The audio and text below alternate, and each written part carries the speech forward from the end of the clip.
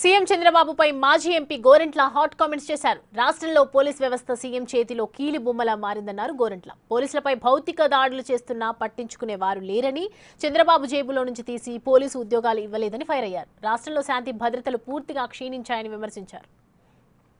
ఎప్పుడైతే పులి అసాంఘిక శక్తుల పట్ల పోలీస్ వ్యవస్థ అనేది ఒక హంటింగ్ చేసే పులిలాగా ఉండాలి.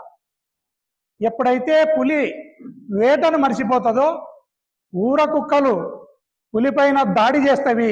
ఇది పోలీసు వ్యవస్థ నిత్యం ఈ విషయంలో జాగ్రత్త వహించాలి.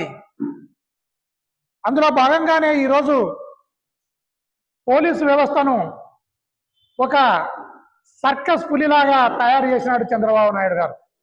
సర్కస్ పులికి వేటాడడం మరిపించి దానికి సర్కస్లో ఉన్న పులికి ఆహారంగా స్వయంగా మనమే ఫీడింగ్ చేస్తే, మనమే దాన వేస్తే ఎట్లయితే పులి వేటను మర్చిపోతుందో పోలీసు వ్యవస్థను కూడా చంద్రబాబు నాయుడు తన కబంధ హస్తాలలో బందీని చేసి పోలీసు వ్యవస్థను నాశనం చేసే కార్యక్రమానికి ఆయన శ్రీకారం చుట్టడం